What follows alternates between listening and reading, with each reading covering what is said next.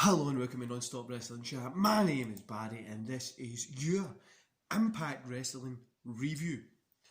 Before we get into today's show, guys, don't forget to hit like, subscribe and that notification bell if you're listening to this on any other platform other than YouTube, so such as Spotify, Pocket Cast, stuff like that. There's going to be an exclusive little 2-3 minutes at the end, just a more in-depth kind of breakdown and just chatting some stuff, as we've done yesterday as well with Raw. So I hope you enjoy that. I hope you check it out on Spotify, also on YouTube. Do your thing. Your support means a bunch to me, guys. I never thought I'd have 57 subscribers that listen to me talk one load of poo about wrestling, so that's fun. Anyway, guys, let's get into today's show. So let's kick off Impact with Ace Austin versus Blake Christian versus KC versus Crazy Steve. Crazy Steve picked up the win here, 2.5 stars. This was an awesome opening match. It was cool to see some new guys in there. It gives Crazy Steve a good start into the kind of pay-per-view season that we're getting into just now, which I'm quite excited for. After the match, Sammy has a kind of awesome little video segment. I really enjoyed this. It was about his match with Eddie later. So I really enjoyed that stuff. I do love Sammy's work. I'm so glad he signed back with Impact Wrestling. I don't know what they were going to do if he left, but yeah, it was fun. Then we get the two Tonys, the two AEW Tonys, with the kind of New Year's Smash hype video thing. So obviously New Year's Smash is going to be based over 2 nights, tomorrow and the night next week. So they've got that little thing, which is pretty cool. Then we head to the back where we've got Omega, Callis and the Good Brothers. They're in a trailer celebrating with the kind of all the gold. Callis talks about a six-man tag match at Hard to Kill, sorry. Sorry for the sneeze there, guys. 6-man tag match at Hard to Kill. And saying that they have to win it. Kenny goes on to say that's a foregone conclusion.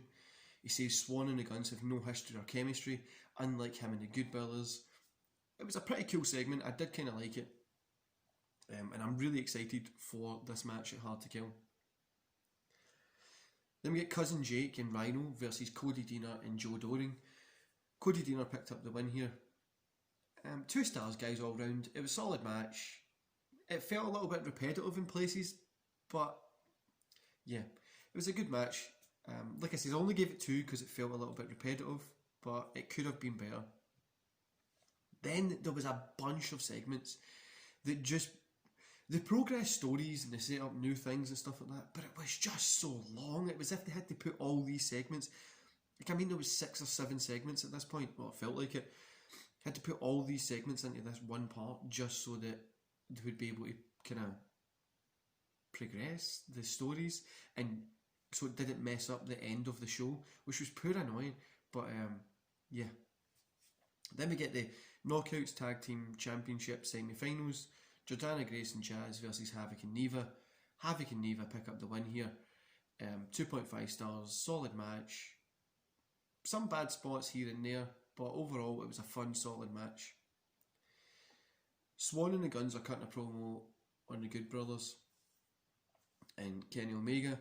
Then when we come back, we get Swan and the Guns. They're heading to where the Good Brothers and Kenny are, only be attacked from behind by them. They do like a... Good Brothers and Kenny obviously do a kind of beat down for Kenny to finish saying... Well, for them to kind of finish by mocking Swan, and Kenny say that he's the real world champion and the baby faces were easy to kill. I actually think this was pretty cool. I'm hoping this plays into a better match than what the build up has been. I don't know, I just feel that the build up hasn't been the best, but yeah. Then we get the 3-minute challenge. Moose versus Matthew, which Matthew Palmer picked up the win. 1 star, guys. All story here. Nothing wrong with that, but no.